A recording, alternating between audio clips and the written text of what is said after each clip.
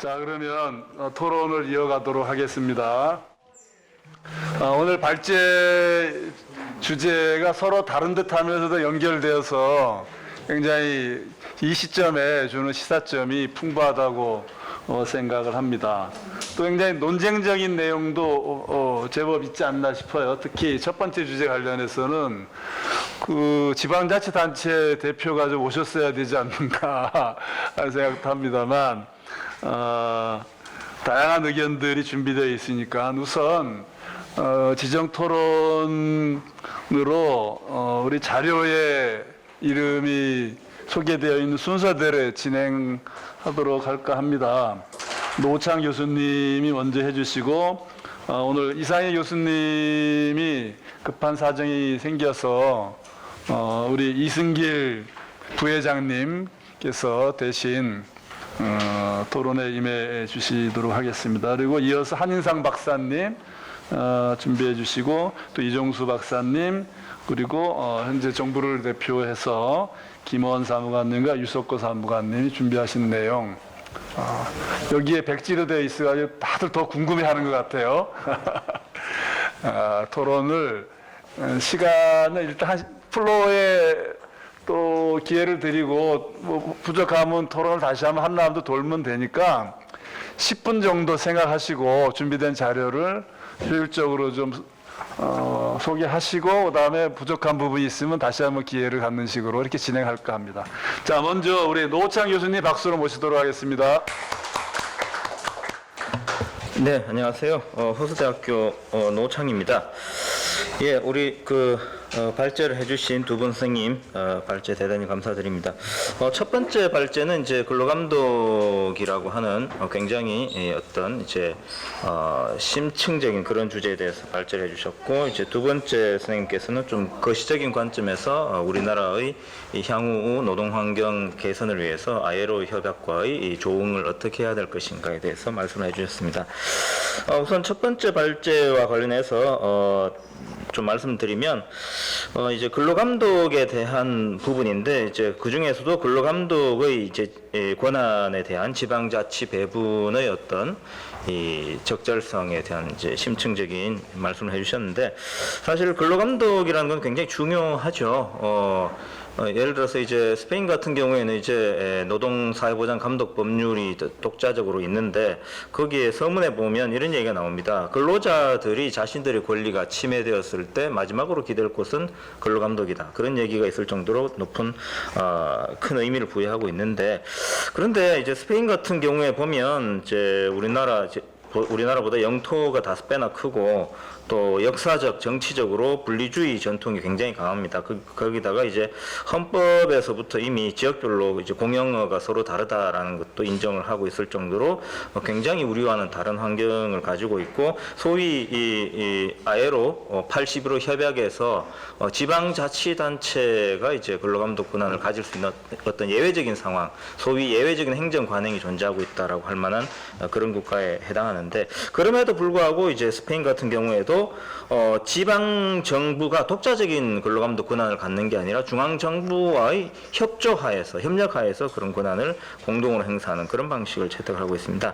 그런데 이제 우리나라 같은 경우에는 뭐 서울에서 부산까지 몇 시간 걸리지 않을 정도로 대단히 작은 나라이고, 그 다음에 전국에 걸쳐서 산업의 종류와 편차가 크게 차이도 없는데 어떤 뭐 지방자치 단체의 그 근로감독 권한을 나누어 줄 만큼 그런 어떤 현실적인 필요성이 큰가, 이런 부분에서 일단 좀 의문이 들고 있고, 그 다음에 이제 규범적인 관점에서 볼 때 우리나라의 헌법이나 지방자치법과 관련해서 김민 교수님께서 잘 설명해 주셨지만, 그런 이제 법적인 측면에서 우리나라의 이 근로감독 권한의 배분이 타당한 것인가, 굉장히 조금 부정적인 생각이 들고, 그 다음에 ILO 협약에 따를 때도 우리나라에서는 아직 이 근로감독 권한을 지방자치단체에 배분하기에는 아직은 시기상조가 아니냐, 이런 생각이 들고, 결국은 이제 신중한 접근을 해야 된다라는 그런 견해에 동조를 합니다.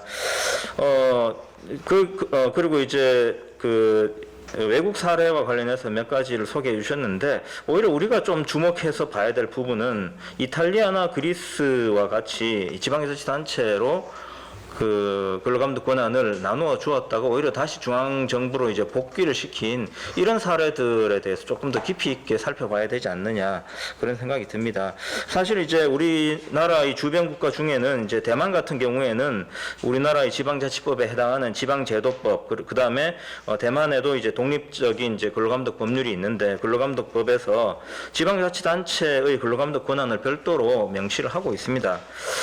그런데 이제 대만 같은 경우에는 이제 지역별 산업의 종류와 편차가 크고 그런 측면에서 어떤 현실적인 필요성도 있습니다만 또 지방자치단체가 어떤 중앙정부와의 어떤 이 권력 투쟁 과정에서 이제 그런 근로감독 권한을 가지고 왔다 이런 식의 어떤 우리와는 다른 정치적 배경도 있고 그 다음에 이제 아까 전에 이제 말씀이 나온 얘기 중에 결국 근로감독 권한이 이제 소위 이 지방자치단체로 이관되는 과정에서 어떤 이제 부정적인 관점에서 소위 돈벌이 수단으로 전락이 될 수 있다. 이제 이런 말씀을 하셨는데 사실 대만 같은 경우에는 산업안전이나 이런 부분에서는 이제 소위 이제 민간단체에도 이제 근로감독 권한을 이제 위탁을 할 수 있는 그런 식의 내용까지 있어서 상당히 좀 이제 비교법적인 관점에서 주의해서 봐야 될 부분이 아닌가 생각이 들기도 하고 또 대만 같은 경우에는 이제 유엔 가입 국가가 아니기 때문에 ILO 감독 대상이 아니기 때문에 사실 이제 ILO는 별로 주목하고 있지 않다 이런 생각이 들기도 합니다.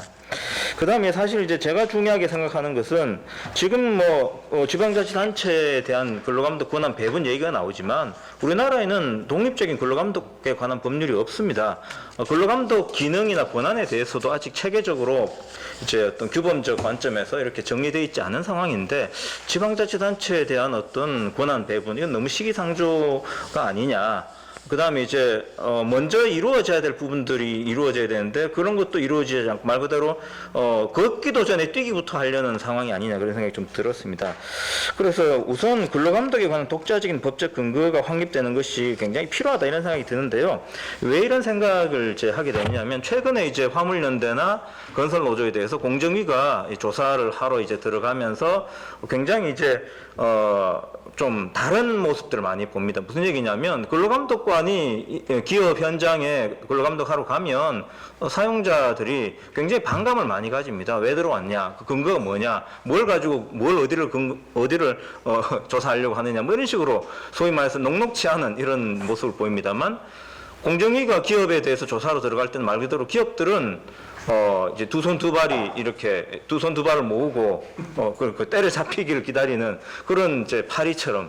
그래서 사실 굉장히 이제 근로감독관들이 봤을 때 우리도 저런 권한을 가지고 싶다라고 생각이 들 정도의 다른 모습들이 연출이 되는데 그건 결국은 이제 독자적인 이제 근거 행정감독에 관한 근거 법률이 강하게 있느냐 없느냐의 차이가 큰 거거든요. 그 현재 근로감독관의 어떤 몇 가지 행정 권한과 수사 권한에 대해서는 근로기준법에서 규정이 돼 있긴 하지만 사실 고용노동부 소관 법률이 40여 가지나 됩니다. 그 다음에 이제 형사소송법이나 이제 사법경찰 직무법에 따라서 근로감독관이 특별사법경찰관리로서 수사 권한이 인정되는 법률만 해도 19가지가 됩니다. 그래서 사실은 독자적인 근로감독에 관한 법률도 없는 상황인데 이런 상황에서 이제 근로감독에 관한 얘기들을 한다고 했을 때 사실 법률 체계적 정합성이 상당히 떨어지고 있다. 근로기준법에 몇 가지 근로감독관의 권한이 있을 뿐인데 어떻게 이 많은 법들에 대해서 근로감독 기능이 제대로 이루어질 수 있느냐 그런 생각이 드는 거죠. 그 다음에 이제 근로감독의 주요 권한 행사에 대해서는 그마저도 법률이 아니라 훈령입니다. 훈령. 훈령에 의해서 구현되고 있는 실정이죠. 그러니까 이런 부분들은 사실 근로기준법에서 근로감독관의 행정권한에 대해서 회사 측에서 불이행하거나 또는 거부가 있을 때 뭐 벌칙이 규정되어 있는 것과는 별개로 조사나 신문과 같은 이런 행정권한을 강제할 수 있는 수단이 상당히 약하다는 거죠. 그래서 감독의 실효성에 의문도 들고 또 국민 입장에서 그러니까 사용자도 국민이지 않습니까? 국민 입장에서 이 근로감독이라고 하는 이 행정 권한의 행사에 있어서 그 수용성 문제가 굉장히 크다. 수용하기 상당히 쉽지 않다라는 상황이죠. 그래서 근로감독 기능이 그 목적이 달성되기 위해서는 행정 권한으로서의 실효성이 담보돼야 하는데 현재 근로기준법상 근로감독관의 몇 가지 권한 규정되어 있는 것만으로는 수사로 연계되는 것을 제외하고는 실효적인 행정 기능으로서 작동할 수 수 있을지 상당히 의문이 있다는 생각이 들고, 또 근로감독의 권한자, 체계, 뭐 구조, 권한의 종류나 권한 행사 방법, 근로감독관의 육성, 역량 강화 등 근로감독 기능을 구성하는 대부분의 내용이 독자적인 법률에 의해서 구현되어 있지 못하고, 또 근로기준법에 단편적으로 제시되어 있거나, 또는 뭐 특별사법경찰관리에 관한 법령 내용에 수사와 관련해서 단편적으로 제시되어 있을 뿐인 이런 상황들은 상당히 문제가 있다는 생각이 들고, 또 근로감독의 이 주요 내용이나 근로감독관의 주요 권한에 대해서는 또 법률이 아니라 이제 훈령에 명시되어 있을 뿐인 이런 상황들은 규범적 관점에서 볼 때 이제 소위 이제 국민의 법적 지위나 권리 의무에 관한 중요한 내용은 의회가 제정한 이 법률에 명시되어 있어야 한다는 법치행정의 원리, 또는 뭐 소위 이제 의회 유보 서례를 해서 의회주의의 어떤 그런 관점에서 상당히 규범적으로 이게 취약한 면이 있다는 생각이 들고, 그 다음에 이제 법률 체계의 정합성, 근로기준법에 명시되어 있는 몇 가지 이 근로감독관의 권한 가지고 이 노동부 소관의 40여 가지 법률들, 그 다음에 이제 수사에 관련된 뭐 열 몇 가지 법률들을 다 컨트롤한다. 이건 말이 안 되는 얘기입니다. 그래서 법률 체계의 정합성도 상당히 약한 게 아니냐. 그 다음에 이제 점점 이제 노동 사건들이 이제 복잡해지고 있는 이런 경향성이 있는데, 이런 측면에서도 사실 좀 개선이 필요하고, 그리고 특히 이제 사용자 입장에서 이 근로감독의 어떤 수용성이 굉장히 떨어지고 있다. 이런 부분들. 그 다음에 검경 수사권 조정하에서 경찰과 검찰 간에는 수사권이 지금 완전 조정된 상태입니다. 그런데 이제 노동 분야에 있어서는 이제 소위 근로감독관이 특사경으로서 역할을 하는데, 이 부분에서는 여전히 과거와 같이 검찰과 이제 근로감독관 간의 상명하복 관계 여전히 되고 있어서, 이런 부분에서도 수사권들이 서로 이제 엉키는 상황들이 초래되고 있어서 상당히 문제가 있고, 그래서 향후 이제 독자적인 근로감독에 관한 법률이 만들어져서 많은 상황들이 좀 정리가 되고, 그러고 나서 지방자치단체 어떤 권한 배분의 문제가 논의돼야 하는 것이 아니냐, 이런 생각이 듭니다. 그 다음에 이제 국제노동 기준과 관련해서는 굉장히 이제 좋은 이제 중요한 얘기들이 많이 있긴 합니다. 그런데 이제 사실 ILO 협약이라는 것이 이제 뭐 국제법이든 헌법이든 그런 여러 관점에서 우리 국내법과의 어떤 이제 어떤 경합 문제, 이런 부분들이 아직은 논란이 많이 되고 있고, 협약의 어떤 해석 문제도 아직 정리되어 있지 않은 부분들이 많이 있습니다. 그래서 그런 부분들이 계속 연구가 많이 돼야 된다는 생각하고, 국제노동 기준을 존중하고 추구하려는 우리나라의 노력과 관련해서는 저는 충분히 열심히 노력하고 있지 않는가라고 생각이 들고요. 사실 우리가 이제 뭐 늘 이제 외국 얘기하면 빠지지 않고 등장하는 나라가 이제 미국과 중국인데, 소위 세계 초강대국인 미국과 중국의 ILO 협약 비준 상황이나 그 효력 상태를 보면 얘네들이 과연 초강대국이 맞나, 이런 생각이 들 정도로 뭐 정말 뭐 비준도 안 하고, 비준해도 뭐 효력 뭐 발생 전혀 안 하고 있는 상황들을 볼 수 있는데, 그런 것들을 보면 최소한 우리가 미국이나 중국보다 나은 상황이다, 매우 나은 상황이다, 이렇게 얘기를 할 수가 있겠습니다. 그래서 이런 부분들에서는 그래도 좀 고무적일 수 있지 않는가, 뭐 이런 정도 생각이 듭니다. 예, 감사합니다. 예, 감사합니다.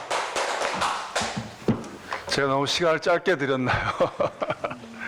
근데 핵심은 잘 짚어주신 것 같습니다. 입법 체계부터 좀 정비해야 될 필요성에 대해서 일목요연하게 말씀 주셨고요. 중대재해처벌법 시행 과정에 사실 그 근로감독관, 고용노동부와 경찰 간의 업무 역할, 뭐 분담 이런 거 관련한 논란도 있었습니다. 그래서 노창 교수님의 지적이 더더욱 좀 새롭게 들립니다. 이어서 우리 이상희 교수님 대신한다고 하긴 그렇고, 그러니까 우리 이승일 교수님께서 갑작스럽게 준비하셨습니다만, 자, 토론 준비되셨습니까? 예. 뭐 이승일 교수님 부탁합니다. 대신 겸 조금 보완 겸 뭐 이렇게. 우선 뭐 이상희 교수 개인 사정으로 좀 못 오셨는데 오늘 발제문이 있어서 그 내용 일부 소개하고 오늘 얘기된 내용 관련해서 약간 보완하는 식으로 좀 하겠습니다.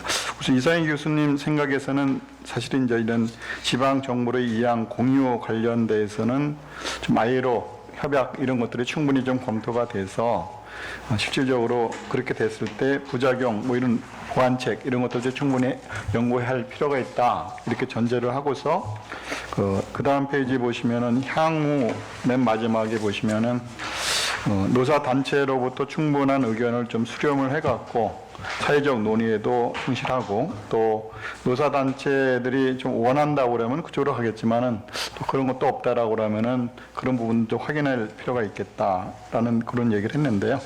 근데 사실은 김린 교수님이 발제를 한 2년 전에 아마 노동부 용역 과제를 했을 때 그때 제가 경기도에서 똑같은 과제로서 용역을 했었습니다, 사실은. 그래서 그때는 민주당 쪽에서 강하게 추진하는 법안이 이미 지금 계류 중에 있고요. 그 다음에 그때 도지사 입장에서도 굉장히 그걸 추진할 의사로 있다라고 이렇게 해서 막 했던 그런 부분인데 오늘 제가 지금 보완해서 말씀드리는 것은 약간 그 배경적인 부분에 대해서 약간 보완해서 말씀을 드리려고 하는데 우선 개인적으로 우연히 이 문제가 그 MB 정부 때 사실은 행정위원회에서 이 분권 관련된 논의가 있었을 때 그때 한 두 차례 회의에 좀 참석을 했었어요. 근데 그때는 노동법 교수들하고 몇 번 불렀지만은 주로 행정법 교수들이 중심이 돼서 하다 보니까 이 행정이라는 차원에서는 그냥 분권해주면은 되는 것으로 이렇게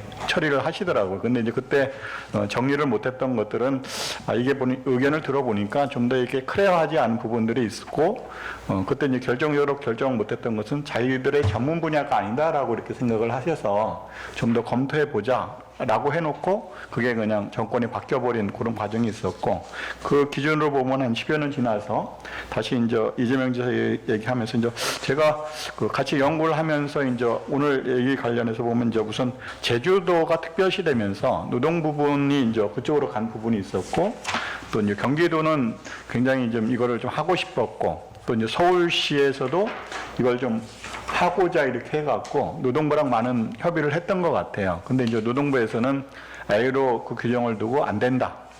그리고 더 신전이 없었던 그런 상태였었는데 여기 국회에서 그 의원님이 환노의 공식적인 입장은 아닌데 하여튼 의원에서 아예로 질의를 사무국을 했어요. 그래서 오늘 얘기했던 것 관련해서 법률적인 건 아니지만 공유라는 부분들 관련해서 불가하냐라는 부분에 관해서 아예로 답시는 그 국내 사정에 따라서 그것은 불가한 것은 아니고 가능할 수도 있겠다라는 그런 답신을 받았어요. 그래서 그거를 공론화하는 그런 와중에 대선 과정이 있어서 더 하지 못했던 과정이 있고요.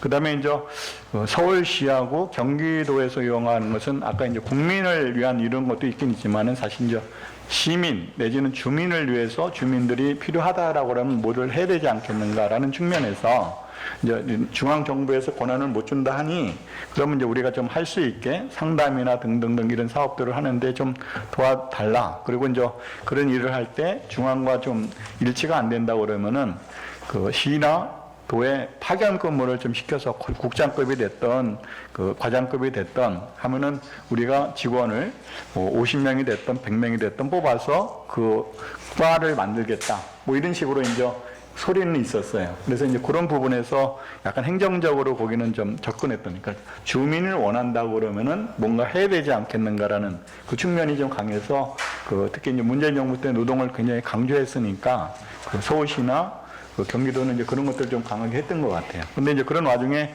제가 행정법 교수들하고 좀 인터뷰 내지는 이렇게 자문을 좀 받았을 때 보니까 지금 오늘 얘기했던 차원하고는 좀 전혀 다른 차원의 얘기를 하세요. 그래서 특히 행정법에서도 지방자치법 하시는 분들 입장에서는 입법적으로 아무런 문제가 없다. 그리고 시행하는 데는 전혀 문제가 없다라고 하는데 행정법 하시는 입장에서는 그 자치법 하시는 분들하고 좀 관계가 조금 그 분권 관련된 부분에서 이렇게 좀 아주 호의적이지는 또 않으신 그런 와중에 있어요. 그래서 하여튼 이 부분에 대해서는 아까 특사경 문제와 더불어서 노동은 왜 안 되냐라는 부분에 관련해서는 아까 근로감독 기능 그 자체는 아니고 하여튼 노동과 관련된 일을 시나 서울시나 경기도는 하고 싶다라는 그런 요구는 있었고요. 근데 막상 그 이후에 그 제주도하고 담당자들하고 쭉 인터뷰를 해보니까 문제는 또 어떤 게 있냐면은 그 도에서는 이 노동 문제를 제주도에서는 좀 떼갔으면 좋겠다. 실무자 입장에서. 예. 그러니까 일 자체가 자기 도 차원에서 일하기는 담당자가 너무나 어렵다는 거예요. 그리고 이제 일부 이제 충청도인가 그쪽에서는 또 공무원 얘기를 했더니 또 그런 얘기를 하더라고. 그러니까 고용 문제 이런 것들이 중심한데 중앙에서 준다고 그러면은 또 조직이 만들어져서 할 수도 있다.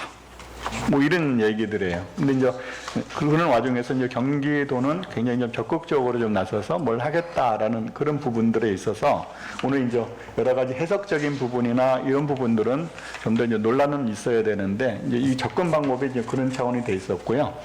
그다음에 지난번 그 MB 정부 때 이제 아까 그만뒀다라고 이렇게 했던 부분에서 그때 결정을 만약에 했었을 때는 그 당시 분위기로는 지금 전국에 있는 고용센터 그 부분들은 다 그 정부에서도 그때 고용노동부에서도 그것을 굳이 넘긴다고 그러면은 근로감독이나 산업안전 이것은 좀 불가한데 고용센터 쪽은 넘길 수도 있겠다. 뭐 그런 포지션은 또 있었던 거로 같아요. 그래서 이런 그때는 이제 그렇게까지 논의는 안 됐었지만은 근데 하여튼 그런 것들의 필요성이 지금이죠.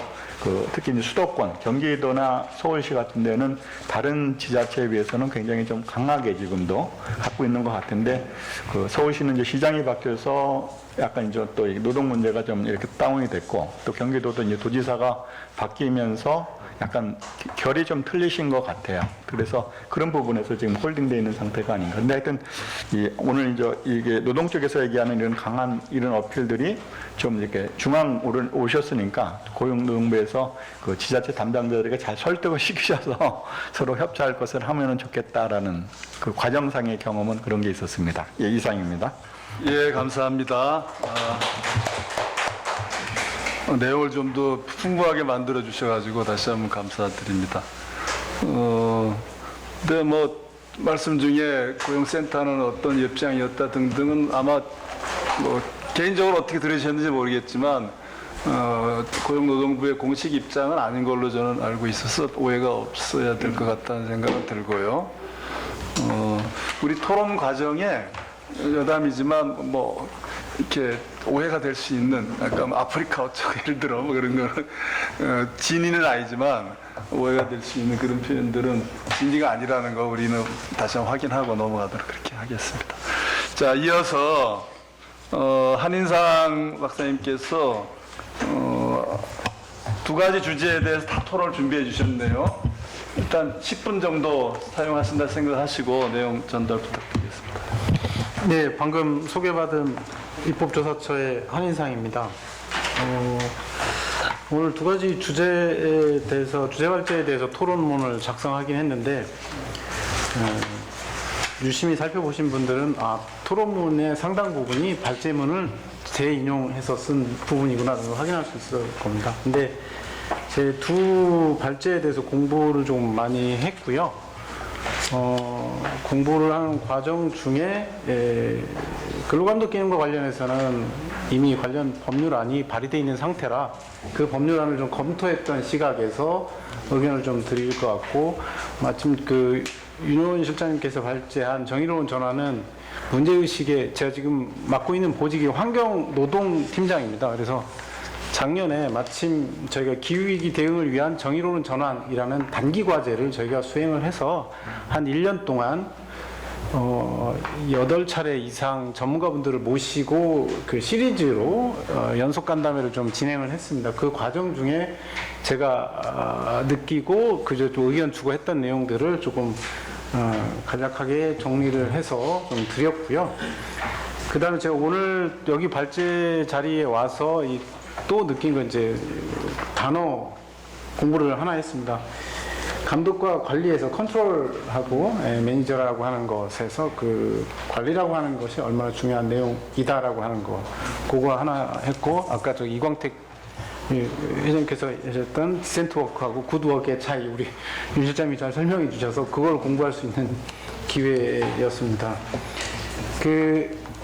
저는 기본적으로 근로감독 기능을 지방으로 이양한다라고 하기도 하고 위임한다라고 하기도 하고, 우리 김민 교수님은 이제 지방자치단체 배분의 법적 한계 뭐 이렇게 표현을 하셨는데, 그거는 아마 좀 전에 우리 이승기 교수님께서 말씀하셨던 그동안의 근로감독 기능을 어떻게 움직일 건가에 대한 여러 가지 논의 과정에서의 고민들이 그대로 반영된 표현이라고 저는 생각을 합니다. 지금 법률안의 경우에도 근로감독 권한을 중앙에다 두고 지방자치단체에 어떤 또 다른 권한을 주는 위임 형태로 같이 이렇게 돼 있거든요. 이렇게 보면 이게 약간 중복 혹은 공동 그래서 이게 사무를 자치사무, 위임사무 혹은 공동사무 법적 관점에서 보면 이게 뭘로 이해를 해야 되는가 좀 애매한 부분들이 있거든요. 근데 이걸 ILO 81호 협약의 4조하고 연관을 시켜서 보면 기본적으로 중앙행정기관에서의 근로감독 기능을 둔다라고 하면 저는 그 기준이 맞고 예외적으로 설정해 놓은 행정 관행의 존재 여부 그걸 한번 판단을 해보고 근데 그 판단할 때 우리 김민 교수님께서 얘기했던 그 논거들에 저는 동의를 합니다. 그렇다라고 하면 우리는 노동 행정 관행이 그런 것들이 있었나라고 보면 저는 동의가 안 되거든요. 그렇다라고 그 관점에서 보면 여전히 중앙 행정기관에 두는 것이 맞고 다만 제가 이렇게 입법부에 있어서 혹은 또 법학을 전공해서 입법 기술적으로 한다면 입법 기술적으로 불가능한 건 아니다. 네, 기술적으로는 그렇다는 입법 기술적으로 불가능한 건 아니다. 그런데 그걸 입법 정책적으로 판단할 때 그게 바른 판단이냐? 그거는 저는 아니라고 저는 좀 생각을 하고요. 다만 명확하게 지금 현재 윤준병이나 이런 법안들의 내용들에 보면 명확하게 이게 자치사무인지 위임사무인지 공동사무인지 구별이 안 돼 있습니다. 그 구별이 안 돼 있는 상황에서 공동으로 한다라고 생각을 해보면 근로감독 기능 중에 권한이 두 개가 있는데 하나는 수사권한이고 하나는 행정권한인데 기본적으로 근로감독의 가장 기준이 되는 것은 최저기준이란 말이죠. 그 최저기준이라고 하는 것은 우리나라 크지 않은 상황에서 전국적으로 통일적으로 일률적으로 적용되는 게 맞고 그리고 지방자치단체에서 일정한 그 주민이나 시민들에게 어떤 노동 권익적인 서비스 제공 혹은 조금 더 나은 기준을 우리가 국가 전체로 근로기준을 최저기준을 설정하지 않고 그 지방자치단체 내에서 그것보다는 조금 더 디센트한, 좀 더 나은 기준을 제시를 그 지역을 하고 있다면 그 자기네들이 제시한 그 기준이 잘 지켜지고 있는지 아닌지에 대한 그 권한이나 이거는 그 지방자치단체가 가질 수 있다. 저는 그렇게 생각하거든요. 그렇다고 하면 그게 공동으로 같이 갈 수 있는 거지. 저는 그 정도 수준에서 지금 이 권한을 이해를 하고 있고요. 근로감독 기능. 근데 수사 권한에 있어서는 기준이나 이런 것들은 좀 명확하게 가는 것이 맞다. 왜냐하면 그 기준이 그 수사 권한까지 지방자치단은 따로따로 가면 분명히 그 감독하는 주체에 따라서 강도 정도가 달라질 수 있거든요. 그러면 이거는 결과적으로는 권리에 대해서 큰 차이들이 생겨버려요. 이거는 조금 위험한 거 아닌가. 특히 우리나라가 연방국가도 아니고 이렇게 큰 멀리 떨어지는 국가도 아니고. 그래서 저는 기본적으로 그런 관점을 좀 가지고 있고요. 그 다음에 이제 그런 내용들이 조금 54페이지에 써놨고 그 54페이지 내용 중에 저희가 이제 이 법안이 나왔으니 저희한테 이제 의원님들이 의뢰를 하실 때 과연 이게 법적으로 가능한지 혹은 이게 바람직한 방향인지를 의뢰할 거 아닙니까? 근데 그때 저희가 제일 먼저 보는 게 사실은 그거예요. ILO 81 협약 4조를 둘 때 왜 그걸 두냐는 거죠. 그 기능이나 그 원칙이 뭐냐 할 때 그걸 지금 현재 우리가 이렇게 분리를 하든 배분을 하든 불명확한 상태로 두는 것이 81조 4조를 둔 취지에 부합하는 방향은 아닌 것 같다라는 해석이 저희 내부적으로 좀 있었고 그 내용들을 반영을 해서 맨 마지막에 이렇게 썼습니다. 만약에 입법 기술적으로 가능해서 그렇게 해도 이거는 82조 협약 위반에 대한 문제가 제기될 수 있다. 그래서 되게 좀 신중하게 접근할 필요가 있다라는 게 이제 저희 가지고 있는 의견이고요. 그 다음에 이제 정의로운 전환 의제 관련해서는 제 받은 느낌만 좀 말씀을 드리면 이거는 기업적 입장에서 혹은 산업적 입장에서, 지역별 입장에서 이렇게 대응할 수 있는 문제는 아닌 것 같다. 그렇다면 이건 국가적 차원에서 전 지구적 차원에서 해야 되는 거고, 제일 놀란 것 중에 저는 원래 노동전공자인데 환경 부분의 기후 위기의 지금 상황, 기후 변화 상황들을 공부를 하면 할수록 제가 느끼는 걸 외국 사례 비교하면 할수록 훨씬 더 심각하구나라는 거예요. 그러면 빨리 좀 대응을 해야 되는데 그 대응이 되게 녹록지 않구나. 이 8번의 시리즈 간담회를 통해서 전문가들을 만나본 소감이었고요. 다만 부분적으로 열심히 하고 있는 지방자치단체도 있고 산업도 있다. 그러니까 예를 들면 산업적으로는 그 석탄 발전, 우리 화력 발전 쪽에서는 되게 이렇게 대응을 좀 어떻게든 빨리 해야 된다 이런 게 있고, 또 하나는 무역하고 연결이 되는데 내연 기관차, 자동차 산업 부분에서는 빨리 대응을 해야 한다 이런 것들이 나오고요. 그 다음에 뭐 지역적으로 보니까 충남, 거기 이제 석탄 발전, 화력 발전이 많기 때문에 충남 지방자치단체에서는 굉장히 그래도 열심히 빨리 대응을 좀 준비를 하고 있구나 이런 느낌들을 좀 받을 수 있었고요. 근데 이제 제도적으로는 이걸 다루고 있는 게 여러 가지들이 있습니다. 그래서 탄소 중립이나 기후일 때 우리가 이제 정의로운 전환이라는 법률 용어를 입법부에 있을 때 근데 이게 정의로운 전환이 법률 용어야? 이렇게 물어보실 때 되게 많아요. 네. 근데 사실 우리 법률 용어거든요, 이거. 만들어진 용어입니다. 그래서 그것들을 소개하면서도 이게 공정한 전환이 맞나? 그러니까 규범적으로 뭐 입법적으로는 그걸 막 이렇게 논박을 시작하면 이제 거기서만 계속 머물더라고요. 근데 그거보다는 현실적으로 그 대응을 하고 어떻게 준비를 해야 된다라고 하는 상황들을 진짜로 좀 공감을 하고 느껴야 되고요. 그리고 더 이제 뼈저리게 더 느꼈던 거는 그래도 구체적인 건 아직 없다. 그러면 좀 더 논의를 진전시켜야 돼. 빨리 좀 가야 된다. 이런 느낌을 제가 좀 바빠지게 되더라고요. 그 1년 동안. 그게 느꼈던 문제고, 그 중에 이제 우리 유 실장님께서 발표해 주신 내용 중에 8분 중에 많은 분들이 얘기하는 게 그런 거예요. 이해관계 당사자 참여가 기본적으로 좀 더 많이 열려야 된다. 근데 그게 좀 잘 안 된다라고 하는 거하고, 그 다음에 그 강력한 사회적 합의라고 얘기하고 사회적 대화라고 했는데 그 워딩을 보고 경사노위나 혹은 지역 노사민정 협의회라든지 이런 걸 보고는 답답하구나라는 걸 새삼 느꼈고요. 그 중에 이제 저희 팀 내에서 이게 그래서 환경 담당, 그러니까 기후위기 대기 담당 조사관님하고 고용 담당 조사관님하고 같이 이제 얘기해서 내린 결론은 그렇다면 가야 될 건 가야 되는 거고, 그 중에 이제 환경적으로 기후위기 탄소 중립이라든지 여기 쪽에 입법 과제들은 또 한번 찾아볼 건 찾아보자는 얘기 있고, 그 다음에 노동 쪽에서 찾아볼 수 있는 과제들이나 의제들은 좀 작더라도 빨리빨리 찾아보는 게 좋겠다. 이 정도의 결론들을 저희들은 작년에 그 1년 작업을 하면서 그렇게 느꼈습니다. 참고로 저희 입법조사 홈페이지에 가면 그 저희가 8번의 시리즈물들의 발제들을 정리해 놓은 것들이 결과 보고서 올라와 있습니다. 한번 참고해 주시면 감사할 것 같습니다. 이걸 마치겠습니다. 감사합니다. 우리 윤 박사님이 제일 반가우신가 본데 박수를 열심히 주시네요. 그러게 말입니다. 우리 한 박사님이 실무로도 굉장히 바쁘신데 이렇게 토론에 임해주셔가지고 의견에 더해서 또 좋은 정보까지 알려주셔가지고 감사드립니다. 우선 준비된 그 지정 토론 쭉 이어가도록 하겠습니다. 다음으로는 우리 이종수 박사님께서 준비를 해주셨는데요.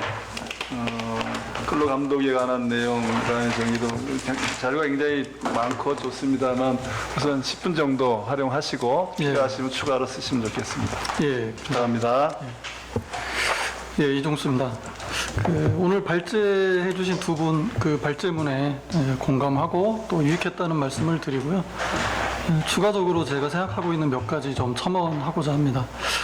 먼저 그 제1주제에서 교수님 말씀하신 이 지자체의 근로감독권 위임 문제와 관련해서는 저는 일단 그 좀 배경을 살펴보자라는 말씀을 드리고 싶어요. 그래서 2020년부터 경기도가 이 근로감독권의 지방정부 공유를 주장하게 된 배경이 당시 있었던 그 물류창고 화재에서 시작이 됐던 거고, 제가 알기로 하여튼 그렇습니다. 그래서 당시 지자체가 하여튼 이 안전보건 분야에서 뭔가 좀 해보고 싶다 이런 좀 욕구들이 있었던 것 같아요.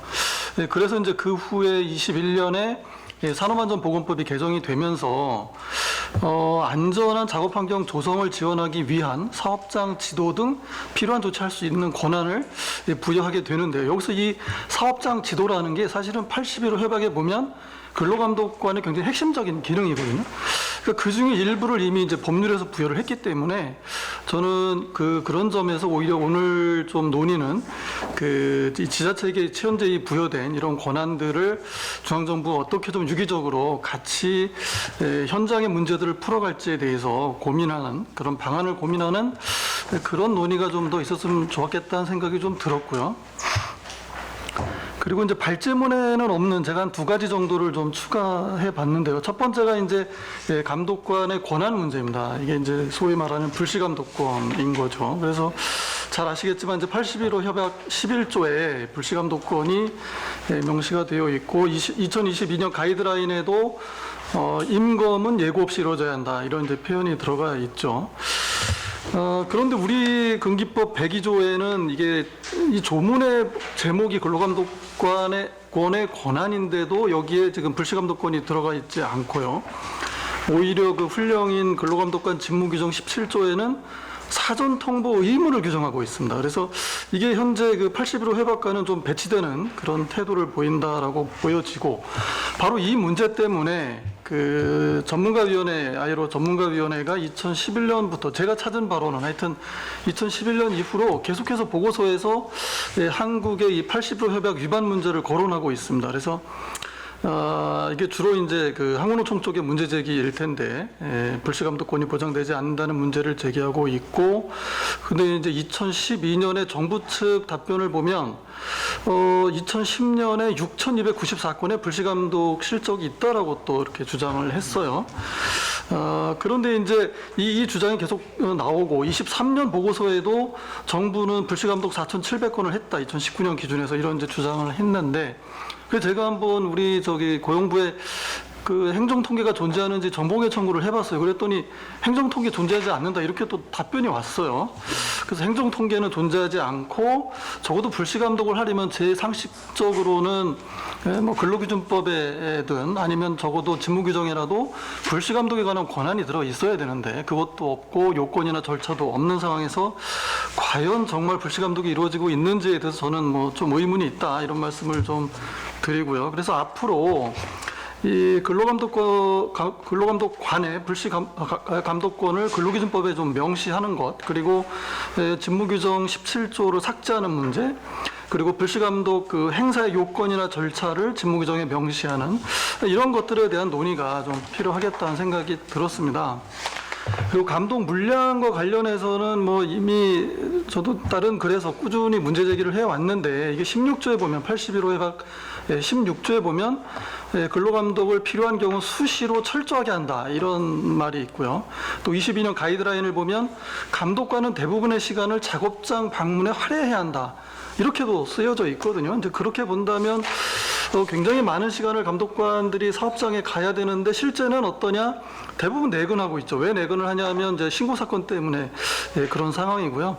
그래서 그걸 제가 이제 그동안 그 고용노동 백서를 가지고 쭉 한번 1인당 감독관 수가 얼마나 되는지를 살펴봤더니 근로기준 분야 감독관을 기준으로 했을 때 한국이 한 8.6건이고요. 1인당. 일본은 이제 여긴 통합입니다.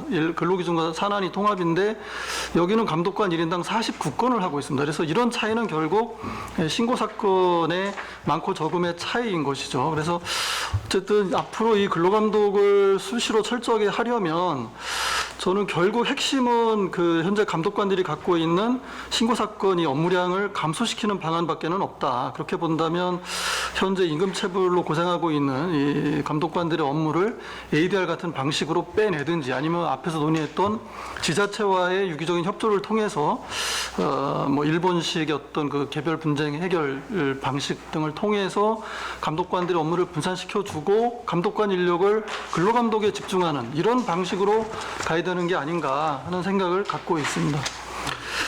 그리고 이제 이 주제와 관련해서는 사실 뭐 제가 좀 별로 고민하지 않은 주제라서 다른 의견 드리기는 어려운데, 우리가 디센트 워크라는 말을 하려면 최소한 최저 기준으로서 임금 체불은 없어야겠다는 생각을 하고요. 그런 점에서 저는 95 임금보호 협약이 비준되어야 된다 이런 생각을 합니다. 그래야만 ILO의 전문가위원회 등에서 지속적으로 한국 상황을 좀 모니터링을 할 수가 있는데, 현재 22년 기준 1조 3,470억입니다. 이게 일본하고 비교하면 20배가 많고요. 피해 근로자 수는 10배가 많습니다. 예, 이런 상황이기 때문에 95 협약 비준하고 사전 예방적 근로감독 확대하고 뭐 이런 게 어쨌든 필요하다는 생각이고, 그 다음에 사회적 대화 관련해서는 저는 물론 이제 전국 수준에서의 사회적 합의도 중요하지만, 저는 특고 직종 같은 그 좀 취약한 업종에서의 그 사회적 대화 촉진, 이게 지금 단계에서 정부가 해야 될 일이 아닌가 하는 생각을 좀 해봅니다. 이상입니다. 예, 감사합니다. 굉장히 현장성 있는 내용에 대해서 문제 지적 겸 또 간접적인 질문을 주셨는데요. 이제 남은 지정 토론자 두 분은 고용노동부에서 참석해 주셨는데요. 본인의 토론 내용도 있겠지만 아마 오늘 나온 얘기에 대한 답변 내지 설명도 가능하면은 좀 해주시면은 좋을 것 같아요. 네, 뭐 우리 사무관님들 여러 가지 부담스러우실 텐데 어쨌든 뭐 일단 공식적인 입장이나 데이터를 잘 활용하셔가지고 말씀 주시기 바랍니다. 김 사무관님부터 먼저 하실까요? 네. 네, 안녕하세요. 고용노동부 근로감독기획과 김원 사무관입니다. 우선 뭐 오늘 이런 자리에 이렇게 불러주셔서 저도 다시 한번 또 공부할 수 있는 기회였고 좀 고민을 할 수 있었습니다. 우선 이제 앞서 이제 교수님들이 좀 여러 좋은 말씀과 의견들을 주신 것 같고, 토론 들으면서 좀 많이 배우고 또 좀 개선이 필요한 것들이 많다고 느낍니다. 그리고 제가 실은 이제 미리 토론문을 못 드려서 죄송하고요. 저도 쓸까 하다가 이제 한번 들어보고 또 이제 제가 생각나는 것들을 이렇게 좀 정리를 해서 말씀드리려고 하면서 지금 좀 적은 것들을 좀 주로 말씀드리려고 합니다.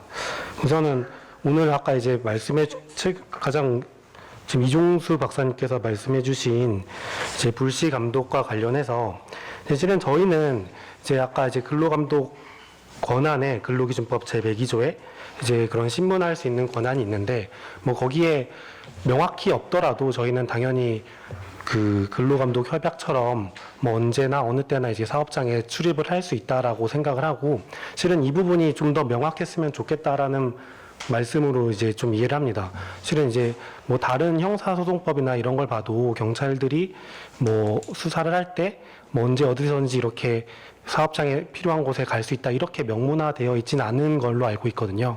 하지만 그럼에도 좀 이제 그런 이제 요구가 이제 불시 감독에 대해서 좀 명확히 하자는 의견들이 있다는 거는 저도 알고 있고, 다만 이제 아까 이제 그 훈령에서 이제 107조에 이제 정기 감독을 할 때 한 10일 전에 사업장에 통보해야 한다라고 하는 거는, 그거는 실은 이제 저희가 감독이 이제 정기 감독, 수시 감독, 특별 감독 이렇게 세 가지 종류로 크게 구분이 됩니다. 근데 이제 감독이라는 게 이제 잘못된 걸 잡아서 처벌을 하는 목적도 있지만, 또 되게 영세한 사업장들 같은 경우에는 아예 법을 모를 수 있기 때문에 가장 이제 기본적인 기초 노동 질서는 미리 자기들이 스스로 알고 이제 개선할 수 있는 기회와 그런 생각을 갖게 하는 게 중요하다고 생각을 해서 정기 감독이 주로 그런 작은 사업장들, 영세 사업장들이나 취약 분야에 많이 나가거든요. 이제 그런 부분에 대해서는 10일 전에 미리 알려줘서 스스로 좀 개선을 할 수 있도록 해주자는 취지에서 그렇게 하고 있는 거고, 그렇다고 이제 그럼 근로감독관이 이제 불시 감독 권한이 없냐? 그거는 아니고, 저희가 이제 수시 감독이나 뭐 기획 감독, 뭐 청원형 감독, 혹은 뭐 특별 감독 등을 할 때는 이제 불시로 가서 불시를 원칙으로 해서 이렇게 감독을 진행하고 있다는 말씀드립니다. 그리고 아마 이제 그 개회사에서 이제 또 회장님께서 말씀해주신 이제 협력과 협조에 관련해서도 저희가 뭐 매년 이제 근로감독 종합계획을 세울 때 이제 노동단체나 이제 사업자 단체 그리고 전문가들 분들 의견을 수렴하려고 노력하고 있다고 말씀을 드리고, 이제 그 부분에 대해서 좀 뭐 더 활성화될 수 있도록 저희도 이제 고민을 하도록 하겠습니다. 그리고 이제 근로감독 물량에 관해서도 실은 저희가 이제 그 백서에서 1인당 감독 건수가 있는지는 저도 확인을 해봐야 될 것 같은데, 말씀 다 해주신 것처럼 임금체불이 지금 한 해 거의 30만 건이 계속 넘게 발생을 하고 있어서 뭐 저희가 이제 근로기준 쪽 근로감독관이 2,300명 정도 있는데 그 중에서 실제로 감독을 하고 있는 근로감독을 전담으로 하고 있는 감독관은 20%가 채 안 된다고 보시면 될 것 같습니다. 그래서 1인당 근로감독 건수가 그 감독을 전담하는 감독관이 하는 사업 장수는 1인당 100개소가 넘어가고 있는 상황이고, 이제 이 부분에 대해서는 이제 말씀을 해주신 것처럼 체불 사건을 어떻게 줄여서 이제 더 많은 감독관들이 예방 활동에 투입할 수 있는가에 대해서 이제 고민을 하고 있고, 뭐 다양한 이제 말씀들을 많이 해주십니다. 이제 그게 실은 또 이제 정책을 이렇게 하는 입장에서는 되게 또 어려운 점들이 많아서 이제 쉽지는 않다는 말씀을 드리고 싶고요. 다만 저희도 임금체불을 줄여서 신고 사건을 줄이는 게 가장 중요하다. 그 부분에 대해서는 또 감독을 강화하는 예방 활동도 필요하고, 혹은 아예 뭐 다른 전담 기구를 만들자고 이제 말씀하신 분도 있고, 이제 이런 ADR 같은 뭐 이제 조정이죠. 이런 조정 시스템을 만들자, 이런 의견들이 많이 있다고 알고 있고, 이 부분에 대해서는 좀 노력을 하겠다고 말씀드립니다.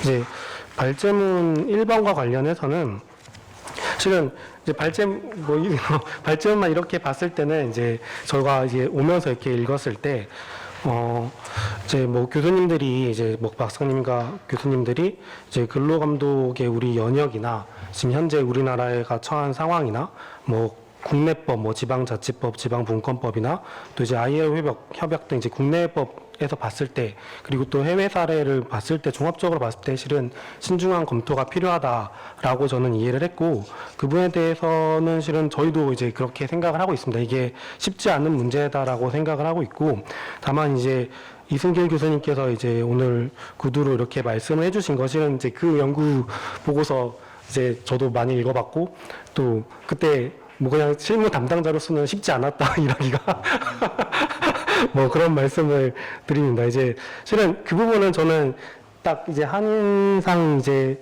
그 환경노동팀장님께서 이제 말씀해 주신 것처럼 실은 입법 기술적으로는 저희도 뭐 하려고 하면 할 수는 있다라고 봅니다. 이제 저는 개인적으로 뭐 그게 그렇게는 될 수 있다라고 생각하는데, 근데 그게 그럼 실질적으로 ILO 협약을 준수할 수 있는 것인가에 대해서 조금 더 신중한 검토가 필요하다는 생각은 들고요. 무엇보다 이제 제가 이제 좀 생각을 하는 건 이제 국민의 입장에서는 어떻게 받아들여지는가가 조금 실은 이제 공무원으로서 이제 많이 고민이 되는 부분입니다. 이제 국민들은 뭐 사용자이거나 뭐 근로자이거나 뭐 현재 이제 고용 형태가 다변화되면서 또 다양한 이제 노무 제공자 형태로 일을 하고 계시고, 뭐 대다수의 이제 이런 국민들이 이제 이런 19개에 달하는 노동관계 법령에 직간접적으로 이렇게 의무가 주어지거나 어떤 권리가 있는 상태인 거죠. 근데 이게 노동관계법이 되게 또 어려운 게 뭐 어떤 국민 한 명을 대상으로 하는 게 아니라 이제 사용자와 근로자라는 서로 이해관계가 좀 다를 수 있는 두 이해관계자에 대해서 이제 적용이 되다 보니까 그 간극을 메꿔야 되는 문제, 그리고 또 우리가 해석을 해주고 또 해결해야 되는 문제들이 많이 생깁니다. 이런 상황에서 이제 지자체의 이제 권한을 이제 공유를 하게 됐을 때 국민들이 다소 겪을 수 있는 혼란들이 있다고 생각을 하고, 뭐 쉽게 예를 들면 근로자가 내가 사는 곳과 이제 사업장이 일하고 있는 일터의 소재지가 달랐을 때 어느 지자체에서 이제 그 분의 어려움을 해결해 줄까에 대한 문제도 있을 것 같고, 뭐 좀 더 뭐 어려운 문제라고 하면 요새 이제 고용 형태가 좀 다변화되고 있는데, 이제 근로자성을 판단을 할 때 물론 이게 대법원 기준도 있고 그 기준에 따라서 이렇게 좀 조사를 하는데, 그 조사하는 사람에 따라서 좀씩 다를 수 있는 주관적인 요인도 어느 정도 있거든요. 이제 그런 부분들이 좀 지자체별로 좀 상의할 수 있는 문제들이 있다고 생각을 해서 좀 국민의 입장에서는 좀 혼란이 있지 않을까, 이런 부분이 좀 염려가 되고요. 이제 감독관이 실은 이제 2017년 2017년부터 1,000명 이상 증원이 됐습니다.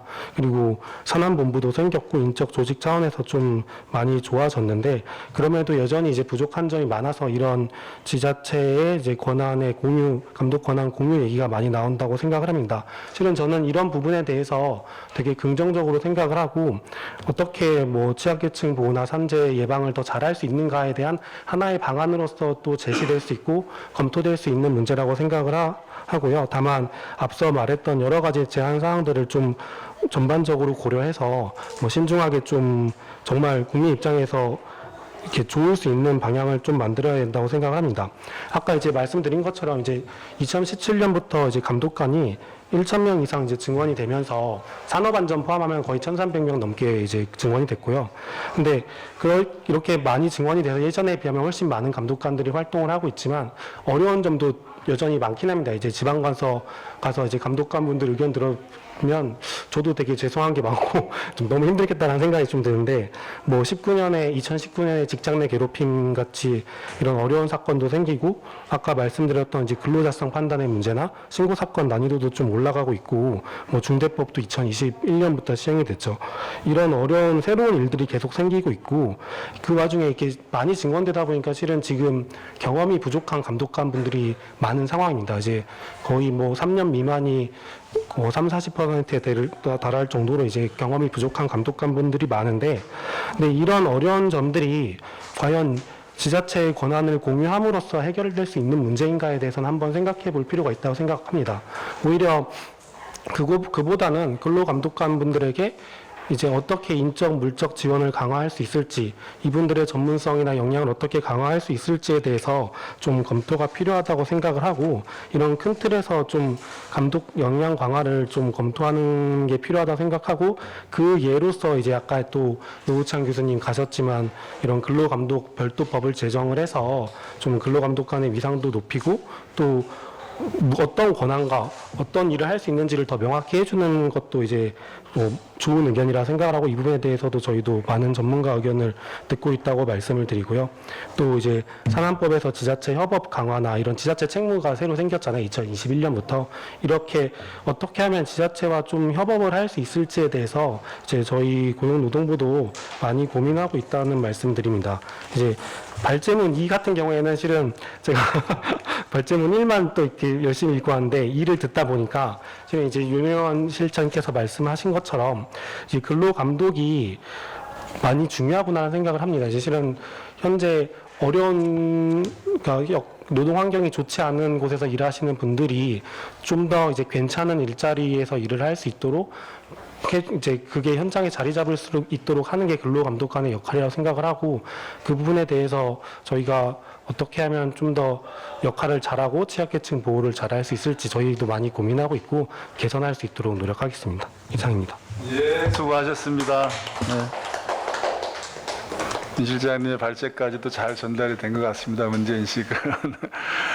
이어서 우리 유석권 사무관님 준비된 토론해 주십시오. 예, 안녕하세요. 고용노동부의 류석호입니다. 예, 먼저 오늘 이렇게 좋은 자리 준비해 주신 우리 한국 아이러프 협회 분들께 감사 말씀 드립니다. 그 두 분 발제문 잘 들었고요. 저는 좀 그 중에서 두 번째 주제 정의로운 전환 위주로 좀 같이 저희가 들었던 것과 준비한 내용 같이 얘기를 나누겠습니다. 서두에 우리 임 교수님께서도 말씀해 주셨고 우리 팀장님께서 말씀해 주셨지만 지금 현재 기후 위기라는 거는 아마 가장 심각한 인류 문제 중 하나라는 건 뭐 여기 계신 분들 다 알고 계실 겁니다. 그래서 이러한 기후 위기 대응이랑 온실가스 감축 그리고 이제 산업 전환이 이루어지는 과정 속에서 이 정의로운 전환이라는 주제는 그 최근 정부에서도 이제 관심을 기울이고 많은 정책적 노력을 좀 준비를 하고 있습니다. 그래서 이제 작년 3월에 이제 관계부처 합동으로 뭐 기후위기 대응을 위한 탄소중 녹색성장 기본법이 이제 제정이 되었고요. 그리고 그 법률을 근거로 해서 좀 구체적인 그 올해 4월에 그 국가 탄소 중립 녹색성장 기본 계획이 또 이제 발표가 되었습니다. 그래서 이 기후위기 대응이라는 것은 뭐 1차적으로는 온실가스 감축이 이제 가장 뭐 첫 번째 주제이긴 하지만 그와 더불어 그 탄소 중립으로 한 전환 과정에서 아까 말씀해 주신 것 같이 피해를 받는 어떤 계층과 또 지역, 산업에 대해서 어떻게 우리가 뭐 고용을 안정하고 뭐 이렇게 정의롭게 전환될 수 있을지 그에 대한 다양한 과제들이 이제 기본 계획과 그 법률에도 이제 많이 녹아져 있습니다. 그래서 그 중에서 현재 뭐 좀 고용부에서 고민하고 있는 부분들 그리고 또 아까 발제해 주신 내용들 좀 공감 가는 부분들 같이 엮어서 좀 말씀을 나누겠습니다. 먼저 첫 번째로는 지금 환노위에 그 산업안전고용전환법이 지금 발의가 돼서 계류가 되고 있습니다. 아무래도 이제 법적 근거가 생기게 되면은 구체적으로 이제 어떤 피해를 받을 수 있는 근로자나 뭐 기업 지역에 대한 뭐 지원을 할 수 있기 때문에 이 부분은 뭐 여야 가리지 않고 뭐 위원님들이 모두 다 이제 발의가 되어서 현재 환노위에서 아주 뭐 건설적으로 지금 논의가 되고 있습니다. 그래서 이제 법률안이 이제 제정이 되면은 뭐 법률안을 근거로 향후 이제 어떤 산업 전환 과정에서 뭐 고용 안정과 뭐 보호를 위한 이제 기본 계획도 이제 수립을 할 수 있게 되고 이를 통해로 구체적인 어떤 실행 방안들이 나올 수 있을 것으로 생각을 합니다. 이제 두 번째로는 아까 발제문 그 우리 윤 실장님께서 뭐 데이터의 중요성 좀 강조해 주셨는데요. 데이터의 뭐 부족이라든가 공개라든가 이 마찬가지로 정말 그 이 산업이 전환되는 과정에서 그런 데이터가 어느 정도 축적이 되어야지만 좀 더 정부 정책이 잘 이루어질 수 있을 것입니다. 그래서 이제 올해 그 기후대응 기금을 편성을 해서 최초로 그 탄소 중립 전환 과정에서 어떠한 산업이 이제 뭐 실업이라든가 고용 문제가 발생을 하고 뭐 향후 또 어떻게 노동 전환이 이루어질지 그에 대한 심층적인 조사를 이제 최초로 하려고 이제 계획을 하고 있습니다. 이 산업 전환 과정에서 뭐 일단 우선적으로 급한 분야가 이제 화력발전소 폐지에 따른 석탄 화력 분야, 그 다음에 이제 내연차가 전기차로 전환되는 과정에서의 자동차 분야, 그리고 또 뭐 탄소 중립 시나리오 보면은 철강이 또 우리나라 산업의 좀 중심 역할이 있기 때문에 이 화력발전, 그 다음에 자동차, 철강 분야에 대해서 올해 일단 우선적으로 그 어떠한 고용이 영향을 받고 향후 어떻게 나아갈지 그에 대한 조사를 좀 시작하려고 준비를 하고 있습니다. 그래서 이 뭐 조사는 다 나중에 당연히 공개가 될 거고요. 조사 결과를 토대로 또 그에 대한 산업 분야별 맞춤형 좀 지원 방안을 발굴해서 지속적으로 추진해 나갈 계획입니다. 그 다음에는 이제 뭐 발대문이라든가 아이로도 지속적으로 어떤 그 관련자분들의 직업 훈련 그리고 그런 부분에 대한 강조점이 지금 나와 있습니다. 이 아무래도 이제 그 새로운 산업으로 전환되는 과정에서 근로자분들의 어떤 이전직이나 고용을 좀 지원하기 위해서는 그런 그 지원할 수 있는 훈련 프로그램이 이제 중요하다고 생각을 하고요. 뭐 현장에서는 이제 인자위를 통해서 뭐 현장에 좀 맞춤형 훈련 과정을 좀 발굴을 하고 있고 또 어떤 산업 분야별로 저희가 이제 작년부터 공동훈련센터라는 것을 개설을 해서 현장 수요에 맞는 훈련 프로그램을 개발하고 이제 제공을 하고 있습니다. 또 이렇게 뭐 탄소 중립이나 산업 이 구조 전환이 이루어지는 과정인데 뭐 필연적으로 이제 충격이나 영향을 받는 산업군은 이제 나올 수밖에 없을 것입니다. 그래서 그러한 기업들에 대해서 고용 유지를 좀 지원을 하려고 하고 있고요.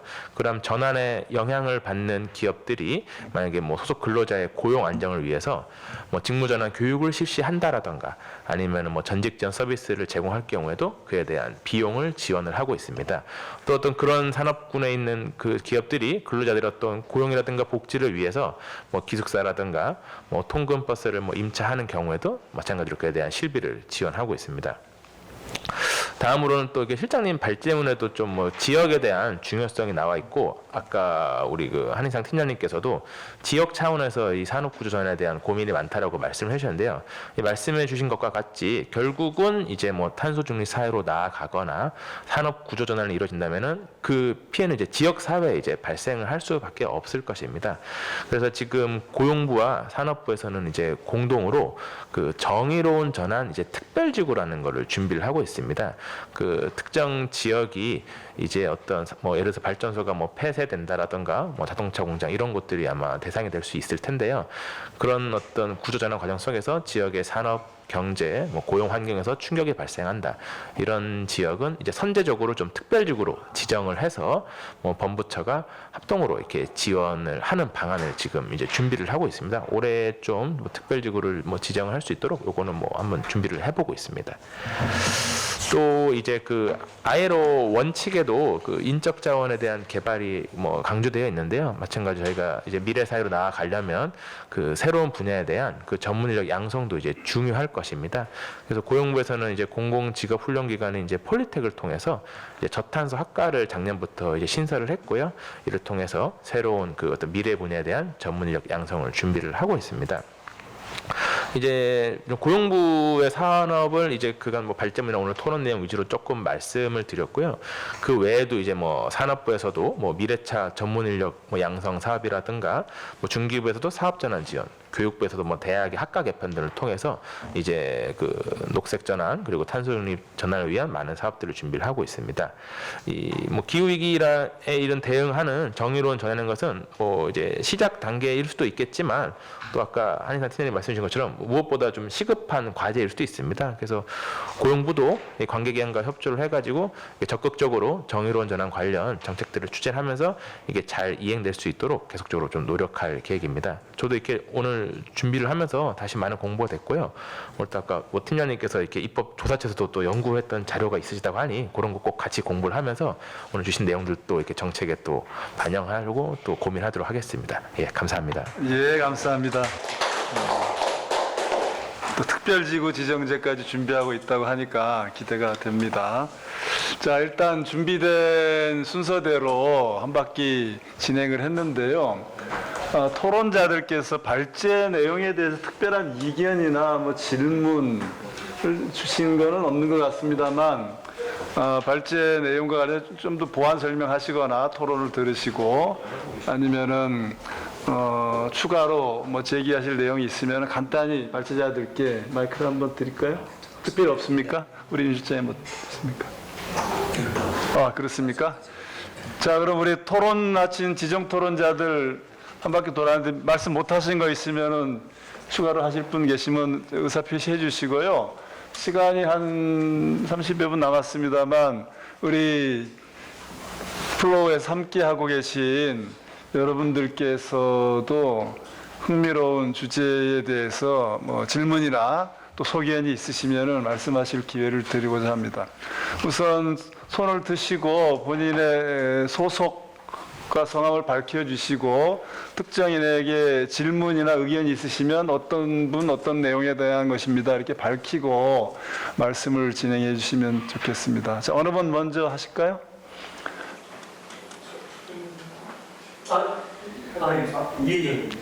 네, 마이크 켜시고 하시면 되겠습니다. 예, 저 홍익노법인 대표 노무사고 서진두라고 합니다. 예, 저는 일주제 관련해서 이제 김린 교수님께 한번 여쭤도 보고, 뭐 저도 견해를 말할 수 있으면 좀 해보고 싶은데요.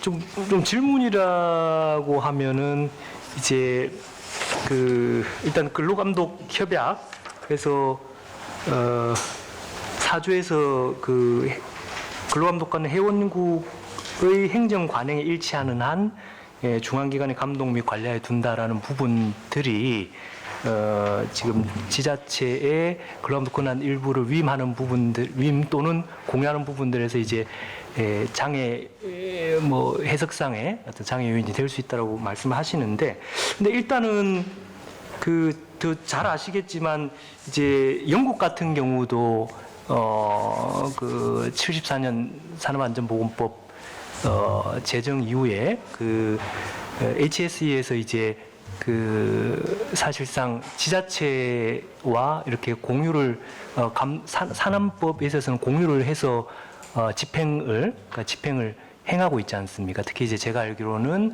지자체는 사무직이나 서비스 부문 같이 이제 좀 위험도가 낮은 그런 업종을 담당을 하고 있고, HSE는 이제 뭐 제조 쪽이나 뭐 건설 여타 이제 굉장히 위험도가 높은, 이렇게 해서 이제 상호 간의 협의체도 구성을 해서 하고 있고, 근데 어쨌든 뭐 그 부분들이 물론 이제 독일은 또 이제 재범조합과 이제 민간 쪽하고 같이 이렇게 협업해서 하고 있는데, 이제 그 부분들이 어쨌든 이 근로감독 협약의 적용을 받을 수 있는 부분임에도 불구하고 또 그 당시는 보면은 또 이제 뭐 그런 행정 관행이 있었던 것도 아니라고 보이거든요. 영국 같은 경우도. 그래서 이제 뭐 충분히 뭐 저희도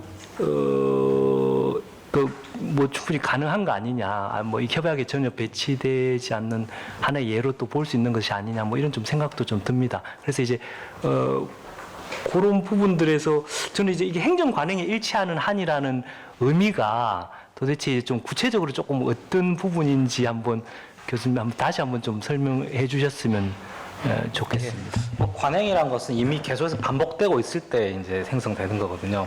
그러니까 지금 아까 말씀하신 영국이나 독일 사례를 얘기하셨는데 제가 거기 정확히 어떤 스트럭처로 되어 있는지 잘 모르겠어요. 근데 아마 지금 말씀하신 것처럼 이렇게 막 좀 쉬운 난이도 같은 경우에는 좀 지자체가 할 수 있고 이런 부분인 것 같은데, 근데 그 스트럭처 내에서 일종의 뭐랄까 중앙에서 통제가 이루어지고 있느냐 한 부분은 아마 거기에는 또 특별한 뭔가 있을 것 같아요. 이를테면은 여기 그러니까 제가 아직 소개한 뭐 우크라이나 사례 같은 경우에도 중앙에서 가지고 있어요. 근데 실제로는 통제가 안 되고 있다는 거거든요. 그러니까는 그냥 단순히 이 근로감독이라는 영역에서 근로감독권을 가지고 있다는 것과 근로감독에 관해서 일종의 행정적 지도는 우리가 얘기할 땐 통상적으로 이게 침입적으로 보지 않잖아요. 그냥 어느 행정기관이든 가서 이거는 조심하세요라고 얘기해 줄 수 있는 수준, 그 정도를 하는 것을 가지고서 근데 근로감독권을 가졌다라고는 표현할 수 없지만 그것보다 좀 더 나아가게 되면 이제 근로감독권이 될 수도 있는 거거든요. 그러니까 여기 아마 독일이나 뭐 영국 사례 같은 경우는 아마 그 정도 레벨일 것 같아요, 제 생각에는. 그러니까 확실하게 위에서 확실하게 뭔가 권리를 가지고서 이건 그 행정기관의 고유한 권한이다라는 것을 두고, 그리고 이 지자체는 그것을 일종의 보조하는 역할, 아마 그 정도 수준에서 하는 거는 그건 우리도 지금 어느 정도 하고 있는 시절이 있었던 것 같거든요. 그러니까 뭐 그 지자체 장이 누구냐에 따라서 하다가 없어지기도 하고 뭐 이랬던 것 같은데 아마 그 정도 레벨에서 했지 않나 싶고, 이 행정 관행이라는 것은 말 그대로 이렇게 계속해서 반복된 것들이 있어야 되는데 우리나라 같은 경우는 이미 이제 협약을 비준할 당시에도 이미 중앙에서 하고 있었고, 그 이전에 것도 조문상 남아 있지만 실질이 그랬느냐는 건 다른 거니까 노동관계에서는 항상 법 조문도 중요하지만 프랙티스 현실이 어떻게 돌아가냐 이게 다 중요한데, 법이 그랬다고 하더라도 실제로도 그렇게 되지 않았다고 하면 그건 관행이라고 할 수 없거든요. 그리고 이미 없어진 지 한 20년 뒤에 우리가 그 관행이 있는 상태에서 비준했으면 모르겠는데 그 관행이 없어지고 난 이후에 우리가 비준했기 때문에 좀 이제 다른 영역이지 않나 싶습니다. 네. 예, 제가 작년에 이제 독일 제도에 대해서 좀 연구를 한 게 있어가지고, 독일은 이제 말씀하신 대로 직업보험조합으로 이렇게 이제 네, 재보험 국가가 하는 게 아니라 노사가 이제 사용자가 돈을 대고 의사결정이 노조죠. 그러니까 노조를 이제 끼어들어서 노사가 이제 그 산재보험을 이제 운영을 하고, 근데 우리나라 같은 경우에 산재보험 같은 경우에 이제 결과에 대한 뭐 보상이나 치료 이런 걸 한다면은 독일 시스템의 특징, 그 조합에서 예방과 감독 기능까지도 하더라고요. 그래서 이제 그 조합의 감독관을 두는 거죠. 이 사람들은 공무원이 아니고 그 이제 민간이 나오는 공공 부분에 그 이 소셜 보험이죠. 산업안전보험 조합의 직원인데 그 직원이 이제 감독관 역할을 하면서 예방 업무나 이제 실제로 이제 산업 문제가 터졌을 때 해결하기 위해서 이제 뛰어다니는데, 제가 영국 그 해외에 이제 근로감독관 제도 사례를 제가 좀 뭐 매일노동뉴스 기사를 쓴다고 좀 이렇게 둘러본 적이 있는데, 우리나라하고 이제 큰 차이점은 제가 느끼고 우리나라를 이제 이른바 나와바리 싸움 같아요.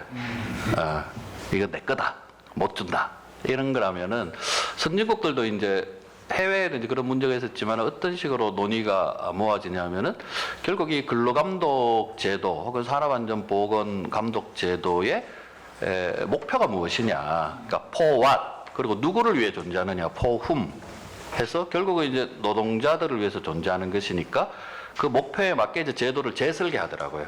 그래서 북유럽 나라들 같은 경우에는 이제 일반 근로감독 문제는 많이 해결이 됐으니까 뭐 임금을 떼먹는다든지 근로시간의 문제라든지 산업안전보건 쪽으로 근로감독이 집중이 되면서 산업안전보건청 속에 근로감독이 가는 이제 그런 모습을, 그게 일체가 되는 거죠. 근데 이제 그 북유럽의 사례와 우리 사례를 비교해 보면 우리는 이제 노동부 안에서 두 개를 떼어놨잖아요. 그래서 때로는 이제 1000명을 증언했다 그러지만 때로는 근로감독관 수를 내놓으라면 2000명으로다가 부족하다 이러면 갑자기 3000명이 됐다가 이제 안전감독관들을 넣었다 뺐다 이렇게 이제 하면서 제가 보기에는 약간 이제 이 통계에 이제 좀 착시 효과를 이제 불러일으키는 경우가 있는 것 같은데, 하여튼, 그리고 이 지방 정부에 주느냐 안 주느냐 이제 이런 문제라기보다는 실제로 이제 공장들이 다 지방에 있으니까 그 지방의 공장들의 그 안전보건 근로 기준을 개선하기 위해서 실질적으로 이제 국가가 가지고 있는 자원은 한정돼 있는 거잖아요. 그 지방 정부가 갖고 있는 자원도 한정돼 있고, 그럼 기왕에 있는 그 자원과 인력을 어떻게 효율적으로 투자할 것인가, 그런 가버넌스를 어떻게 만들 것인가, 이런 이제 고민들을 하는 속에서 지방 정부도 어차피 이제 인력이 있는 거니까 그 인력을, 그러니까 따로 이제 독립성을 부여한다기보다는 그 가버넌스의 그 이제 슈퍼바이저가 컨트롤하는 권한은 근로감독청이 가지되, 이제 그 지방 현지의 그 어떤 그 인력이나 자원들을, 그러니까 그 협약에 나와 있는 대로 이제 콜라보레이션하고 이제 코오퍼레이션 받는 그런 어떤 가버넌스를 만드는데, 우리는 이제 그런 쪽은 논의가 이제 없는 것 같아요. 이제 그러면은 지방 정부도 있지만은 사용자 단체도 있고 노동조합도 있고 이럴 텐데, 이제 명예 감독관들도 많이 있지 않습니까? 그런데 그런 것들이 사실은 많은 구슬들이 보배들이 있음에도 불구하고 따로따로 놀지, 이걸 이제 한대 근로감독이라는 그런 보물을 만들기 위해서 꿰가지고 이렇게 이제 목걸이로 만드는 역할을 사실은 이제 중앙정부가 해줘야 되는데, 그런 게 잘 안 됐기 때문에 현장에 이제 많은 문제들이 발생하고, 이제 그런 거를 좀 잘 해보려는 의욕 속에서 아마 이제 지방에서도 좀 그런 걸 했으면 한다는 그 제안이 나온 것 같은데, 만약에 이제 이 근로감독 혹은 노동행정, 뭐 정의로운 전환도 마찬가지로 그 목표를 어디다 주느냐, 이제 거기에 대해서 사회적 합의와 좀 목표 의식이 분명해진다면은 충분히 이제 생산적인 논의가 가능한 문제가 아닐까. 그리고 그런 해외 사례는 굉장히 풍부하게 많은 것 같다, 이런 말씀을 드리고 싶습니다. 아주 생산적인 토론 기회를 해주신 것 같습니다. 다들 공감하시는 표정들인데요. 또 다른 분들, 간단한 거냐? 예, 다른 사람 혹시? 예, 먼저 하십시오. 그러면 간단히 하신다고 해서. 네. 우선 그 오늘 노동부에서 오셨으니까 추후에 저기 했을 때 제가 이제 행정법 하시는 분들 보니까 이제 그분이 국내파가 있고 또 독일에서 공부하신 분, 프랑스 공부하신 분에서 배경에 좀 따라서 그 제도 이해하는 것들이 좀 다르더라고요. 그래서 이 분권과 관련돼서 독일에서 공부해서 독일의 그런 제도를 국내에 이제 이입하는 거에 대해서는 어떻게 생각하냐 관련해서 보면은 자기 분야가 아니니까 뭐라고 이렇게 강하게 얘기는 못 하시더라고요. 근데 이제 그런 것들에 저기 있어서 좀 그런 부분들도 같이 검토가 좀 됐으면 좋겠고요. 그다음에 이 근로 감독할 때 일본에서 저희들이 제도적인 적용인데 걔네들 입법사를 이렇게 쭉 보니까 초기에 우리 지금 현재 이제 근로기준 국장이 처음 입법을 할 때 이 근로 감독을 지방 분권으로 하면 어떻겠냐라는 발의를 합니다, 사실은 일본에서. 근데 이제 입법 이유서는 없는데 그때 그게 갑자기 이제 그 없었던 것으로 이렇게 입법 과정에서 이렇게 없었던 식으로 됐는데, 그때 했던 비용이 우리보다는 일본은 좀 지자체적인 성격들이 좀 강해서 그런 부분이 있지 않았는가 이제 추정을 하면서 처음 이제 일본 노동기준법 처음 제정할 때 그런 논의들이 이미 있었더라고요. 그리고 이제 그 아베 정부가 그때 이제 행정 개혁을 할 때 이걸 한번 다시 검토를 합니다, 사실은. 근데 이제 그때 노사단체 의견들을 쭉 들어보니까 분야마다 이제 이 근로 감독 뭐 이렇게 쭉 나눠서 노사단체 의견을 들어보니까 이제 결과론적으로는 그냥 노사단체가 그냥 지금 있는 대로 하면 좋겠다라는 식으로 의견이 돼서 이 노동 분야는 행정 개혁을 안 합니다, 사실은. 근데 이제 그때 하면서 약간 리셋을 한 그런 과정들이 좀 있더라고요. 그래서 지금 우리나라하고 일본하고 좀 근로 감독 그 제도가 정확히 같지는 않은 것 같아요. 근데 이제 거기는 같지 않은 것 상태에서 지금 우리식으로 이렇게 일관되게 가는 부분들이 아닌 부분들이 있어서 지금 제가 말씀드리고 싶은 것은 우리 그대로 이것을 유지할 수 있는 것이 바람직한가라는 것이 이미 이제 선한 쪽으로 깨졌기 때문에 사실은 부분적으로 이제 조례 쪽으로 이렇게 갔기 때문에 그런 부분들이 좀 있어서 그걸 좀 적극적으로 고용노동부에서 대응을 하시는 것도 좀 필요하지 않나, 그런 외곽적인 그런 경험이 있습니다. 예. 감사합니다. 또 다른 분들 질문이나 코멘트 하실 분 계실까요? 네, 한 팀장님. 네, 잠깐 독일에서 공부할 기회가 있어서 그 독일 사례는 기본적으로 연방하고 주 정부의 권한이 명확하게 좀 나눠져 있어서요. 그 교육권이라든지 아니면 노동의 산안 쪽이 이건 주권한이 주정부의 권한이 강한 겁니다. 그래서 우리 81조 해당 4조라고 한다면 2항에 해당하는 예로 그렇게 이해하시는 게 맞을 것 같고요. 그다음에 아까 우리 윤 실장님께서 말씀하셨던 것처럼 그 민간 보험, 그러니까 재해 예방 규정이라고 해서 그 규정을 상한 쪽에서는 그 재보험 조합에서 작성하는데 그 집행력이 그 권한이 꽤 커요. 그 규정이 갖고 있는 효력이 꽤 커서 민간에서의 그 만들어진 기준을 가지고 기준이 잘 지켜지고 있냐에 대한 그 지켜보고 감독하는 이런 것들이 있죠. 그래서 그 규범력이 강하기 때문에 좀 독일 사례는 좀 그렇게 이해하는 게 맞을 것 같다. 그래서 조금 좀 다른 측면들이 있다라는 좀 말씀을 드립니다. 민간의 자율 규범이 우선하는 그런 문화 관행을 존중하면서 그것이 부족하면 또 국가가 개입하는 것으로 이해하는 게 정확하겠다 이런 말씀으로 갖겠습니다. 또 다른 분들 혹시 말씀 주실 게 있을까요? 저는 이 주제와 관련해서 저도 고용노동부에서 근무를 했고 근로감독 행정을 일선에서 또 본부에서 담당해 봤었습니다만 지금까지의 논의 전개되는 것을 보면은 아까 용어는 좀 다른 나라 용어를 썼습니다만 기관 간의 자칫 무슨 권한 다툼의 이슈인 것처럼 자리하고 있는 것은 좀 잘못되었다라고 생각을 해요.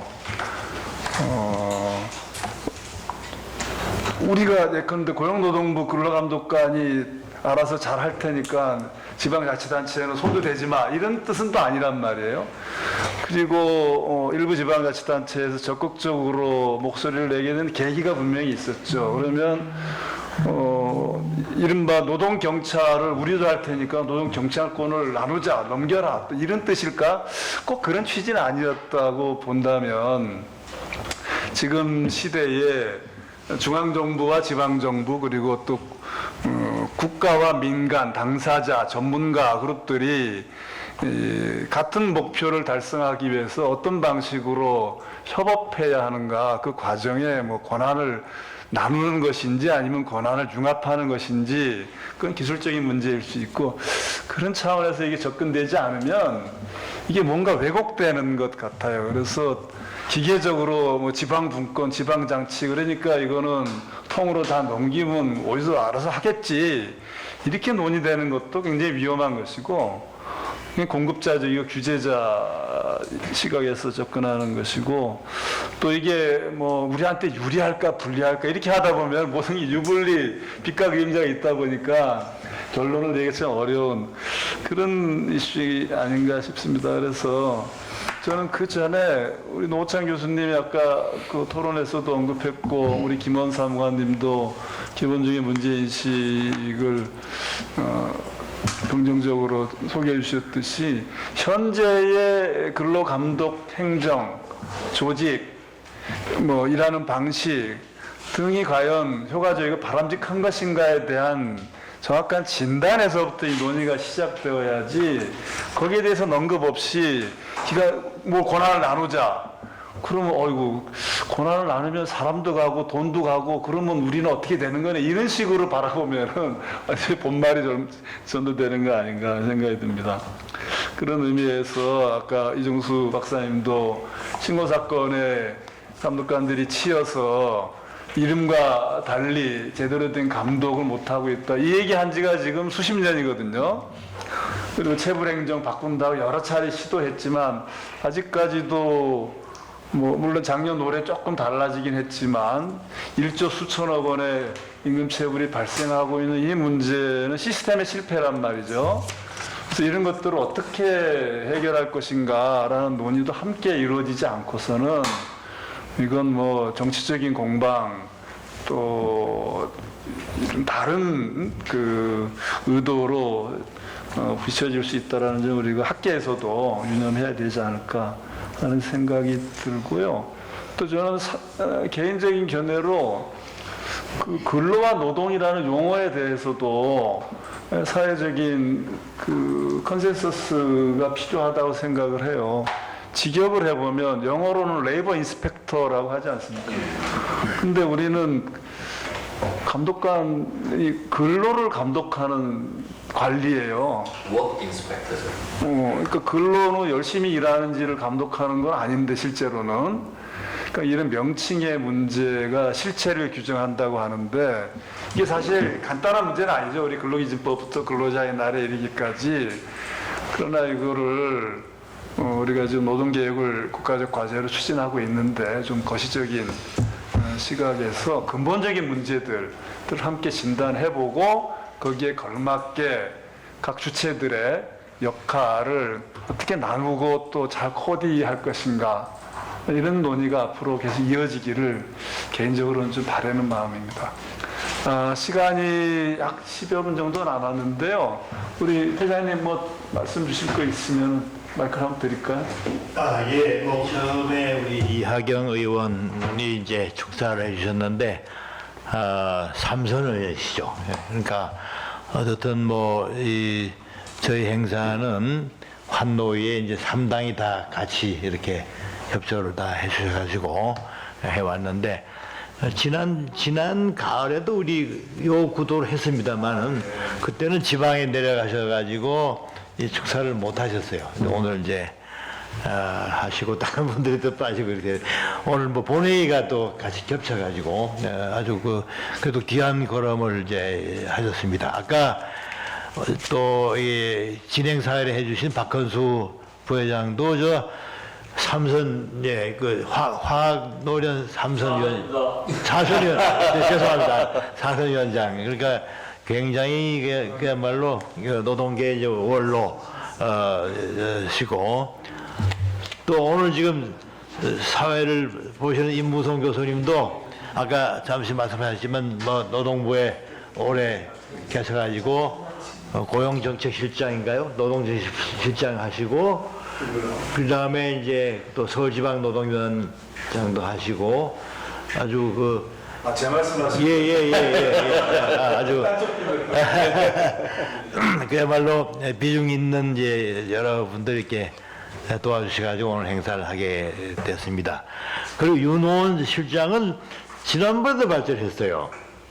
그러니까 여기는 한번 발제하면은 그냥 안 끝납니다. 계속 좀 새로워진 거죠? 예, 그럼요. 전혀 지금 이제 6월달에 제네바에서 한 그 결의문 그거 가지고 말씀하신 거거든요. 그야말로 저희 계획할 때는 회의가 막 시작을 했었고 말이죠. 그래서 그걸 전부 모니터링 하셔가지고 가장 신선한 정보를 가지고 오늘 이제 이 발제를 해 주신 겁니다. 그리고 지금 81호 협약도 아까 실현제 그것만 가지고도 이게 노동자들도 가발을 할 수가 마음만 먹으면 할 수 있는 건데 그게 이제 안 돼 가지고 이제 농업은 따로 되시지만은 우리 지금 상당히 시급한 문제입니다. 이건 아까도 제가 말씀드렸지만은 우리나라의 얼굴이 두 가지 다 있거든요. 야누스코프라고 그러니까 두 가지 가장 아름다운 얼굴도 있고 가장 추한 얼굴도 있습니다. 그러니까 K-팝이다 이런 것들은 세계에서 최고로 아주 발달이 다 돼 있고 반도체도 마찬가지지만 그러나 이제 노동시간 최장 세계 5등 안에 아직 들어 있죠, 그죠? 최장 노동시간이라든지 또 산재 발생 또 1등이라든지 또 자살률 또 1등이라든지 이런 것들 그러니까 그리고 외국인 노동자들에 대한 불평등 대우 이것도 그냥 굉장히 문제가 되고 있습니다. 그러니까 이게 외국인들이 이제 들어오기 시작한 게 이제 88 올림픽 그 이후부터 이제 문제가 조금씩 되다가 지금 큰 문제가 되어 있는데 이거를 이제는 저희가 이걸 해결해야 할 그런 시점이 아닌가. 그래야 지금 우리 얼굴이 말이죠. 아담한 얼굴로 이렇게 재생돼야 된다 하는 그런 생각이거든요. 그래서 자세한 얘기는 다들 하셨지만은 제가 그런 차원에서 오늘 토론회의 의미가 있다고 생각을 하고 우리 가을에 또 이제 또 새로운 주제를 가지고 역시 이제 이런 국제적인 규범을 가지고 이제 찾아가야 할 길을 또 찾아가도록 하겠습니다. 예, 예, 감사합니다. 예, 예, 예. 저도 아까 사회 맡은 사람입니다. 저는 아예로 잘 몰랐는데 2000년도로 기억됩니다만 아예로 총회를 가게 됐어요. 노총 대표로. 아까 김상현 차관님 가셨는데 정부 대표는 이제 김상현 차관님이 이제 가셨고 노동계 대표는 저고 경총회는 이제 저랑 그다음에 상임 부회장이 가셨는데 이제 어쨌든 뭐 재밌는 일도 많이 있었는데 조남 부회장님이 한번 또 자기 어디 가자고 하더니 약국을 데리고 왔어요. 저 약국을 갔더니 그 당시 이제 중국의 배기로 머리 나는 약이 유행했거든요. 그래서 제가 머리가 어떻습니까 이게? 조남 부회장이 머리 나는 약을 몇 개 사줬어요. 근데 뭐 나중에 바르보니까 효과가 없었습니다.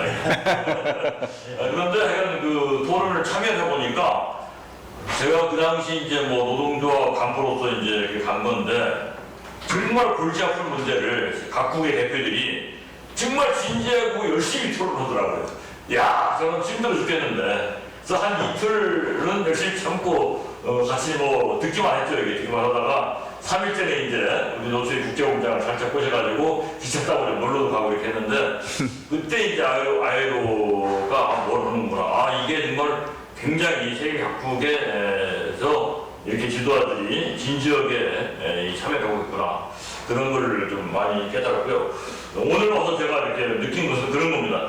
야, 우리나라 사실 노동계도 사실 뭐 특별히 뭐 아예로에 크게 관심은 없습니다. 여기에서 1년에 한 번씩 총회 갈 뿐이지 또 뭐 총회 그런 아예로 총회를 빌미로 또 해외여행도 이렇게 연수해서 가고 이렇게 합니다. 다 아시는 대로.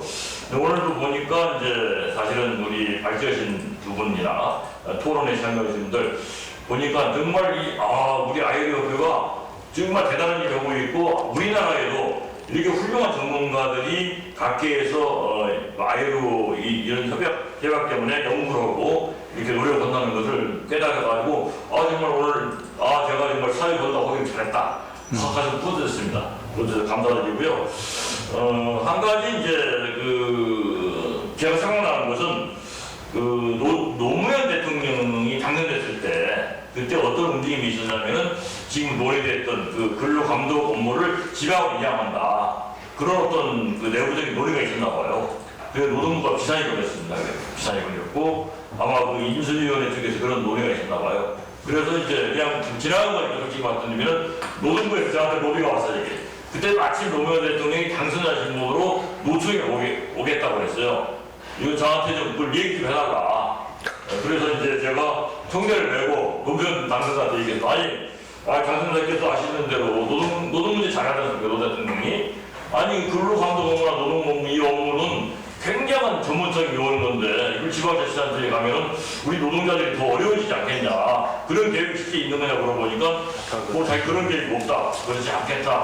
그래서 정리된 것이 좀 기억이 났습니다. 사실은 근로감독 문제, 노동 문제가 굉장히 전문성이 요하거든요. 아까 우리 고용노동부 우리 사무관님 말씀 들으니까 3년 미만 된 감독관들이 30, 40% 된다는데 사실 어떻게 보면 굉장히 지방관서에 보면은 3, 4년 안 가서 제가 현재 경주도에 관련된 일을 하고 있는데 1년 동안에 실무 주무관 6번 바뀌어가지고 아주 지금 어려운 일이 생겼거든요. 그런데 그런 데서 근로감독을 해가지고 과연 얼마나 정말 노동자들의 권리가 보호되겠나 싶은 생각이 들거든요. 상당히 전문성이 오히려 좀 우리 고용노동부가 그런 어떤 신임 감독관은 더 철저히 교육하고 이렇게 해가지고 훈련해가지고 정말 노동자 권익을 보호하는데 부족함이 없도록 그런 어떤 대책을 하는 게 옳지 않겠나 싶은 생각이 잠시 들었습니다. 어쨌든 특별한 의의는 없고요. 너무 발제하신 분들의 의견이나 근데 상당히 저한테는 어려웠습니다. 솔직히 말씀드려서 굉장히 어려운 문제에도 불구하고 나중에 토론자들까지 토론 듣고 보니까 많이 이해가 됐어요. 이런 자리가 정말 반가웠고 지금 현역은 아닙니다만은 이런 생각이 들었습니다. 이런 문제를 우리 아예로 협회가 이런 토론했던 것을 다음번에는 뭐 노동단체라든가 사용단체에도 좀 초청을 해가지고 와서 함께 참여하면 좋지 않을까 뭐 이런 생각이 좀 들어서 마이크를 잠깐 빌렸습니다. 하여간 여러분 고생 많으셨고 감사했습니다. 감사합니다. 빨리 끝내라는 분위기인데. 그래도 오늘 그 소중한 발제 준비해 주신 두 분한테 혹시 모르니까 1분씩 마이크 드릴게요. 아니 뭐 대주제는 아니고 이제 근로감독 관련해 가지고 제가 최근에 보니까 이제 산자부도 감독관이 있고 이번에 그 봉화에서 작년 말에 이제 광산 사고 터졌을 때는 국토부에서 감독관이 가더라고요. 그러니까 실제로 그리고 제도를 보니까 또 산업안전공단도 감독관 역할을 할 수 있다. 뭐 이런 조항도 있는 것 같고 그래서 그리고 이제 안전보건 그 관리 체제에 들어와 있는 많은 기관들 기업들이 있고 실제로 이제 굉장히 엄청난 자원과 인력들이 이제 존재하는데 우리 사회자 임 교수님 말씀대로 이걸 어떻게 이제 잘 꿰느냐, 그 가버넌스를 어떻게 구축하느냐 그런 문제가 있고 그래서 뜻이 있는 것에 길이 있다고. 네, 그리고 저는 그런 어떤 가버넌스가 이제 제대로 마련될 때 정의로운 전환도 좀 스무드하게 이렇게 될 수 있는 게 아닌가 해서 생각해봅니다. 감사합니다. 네. 다들 저는 이 주제가 그렇게까지 재밌는 주제가 아니라고 생각했는데 열띤 토론해 주셔서 감사합니다. 모쪼록 여튼 중요한 거는 이제 국민에게 유리한 것이 무엇이냐, 근로감독의 취지. 그러니까 사실은 어떤 국가가 뭔가 할 때는 다 기본적으로 다 재량을 가지고 있는 영역이고 국회나 아니면 여러 가지 민주적 절차를 통해서 결정된 좋은 의견을 바탕으로 제도를 만들면 되는데 이제 아이로 같은 경우에는 이제 이렇게 하나가 던져준 거죠. 여기도 이분들 100년 넘게 고민해온 것들이 담겨 있는 것이고 그러면 뭐 왜 저런 걸 얘기하지라를 한번 이렇게 기울여서 들어볼 필요는 있는 것 같습니다. 그래서 그런 측면에서 좀 신중한 접근이 필요한 것 같고 저는 사실 제주대보다 오늘 이렇게 윤원 실장이 발표해 주는 게 재밌었던 게 요즘 한참 오늘도 이제 비가 많이 오고 막 사람들이 올해 장못 나니까 난리가 났잖아요. 작년에 한번 튀어가지고 이런 일들이 계속 반복될 텐데 이 기후 위기 속에서 우리 노동하시는 분들은 이제 어떻게 대응해야 되는가 한 부분도 정의로운 전환도 그런 내용 중에 하나이기 때문에 사실 근로감독은 맨날 하던 거니까 사실 큰 상관이 없는데 기후 위기는 이제 잘못 대응하면은 2030년 얼마 안 남았습니다. 1.5도 뭐 얘기하는 거 이미 넘었다는 사람도 있고 얘기도 많은데 곧 이제 우리가 훅 닥칠 거기 때문에 여기에 대한 준비가 제대로 되어 있지 않으면은 앞으로 우리가 받을 고통은 이 근로감독 기능이 지방에 가든지 말든지 그것과 전혀 관계없이 엄청난 고통을 우리가 당할 것이다. 이런 것에 대한 경각심을 가지고 좀 관심을 가져야 될 것 같습니다. 감사합니다. 두 분이 막 서로 크로스를 응원해 주시는 분위기가 좋습니다. 예, 저도 모처럼 국회에서 이런 그 의미 있는 토론에 함께 하게 되어서 감사한 하루였고요. 요즘 이런 생각을 해봅니다. 세상은 엄청나게 변했는데 요즘 레트로가 유행이라 그런지 몰라도 우리가 다루는 주제나 해법 이전에 문제인식 등 매우 낡은 데에 천착되어 있지 않은가 하는 생각을 많이 해봐요. 세대, 제너레이션 얘기를 많이 하는데 우리는 하루 몇 시간 얘기할 때 현재 젊은 세대들은 시간과 공간의 제약 없이 다양한 방식으로 일을 하고 또 생활을 영위하고 있단 말이죠.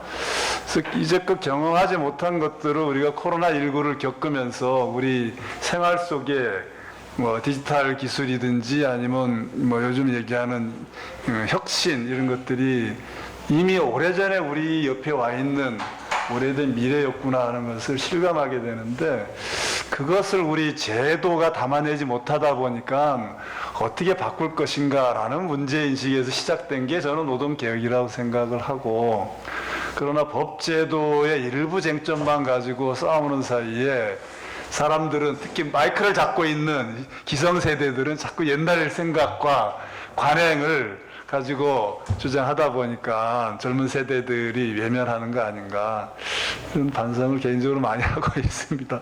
제 얘기인데요. 어쨌든 오늘 주제를 통해서 현장의 모습을 서로 다시 한번 확인하는 소중한 기회였을 텐데요. 감독관들이 다 아시다시피 굉장히 고생이 많습니다. 그리고 하고 싶은데 못하는 것도 많고요. 제도의 제약도 있지만 현실적인 애로도 많고요.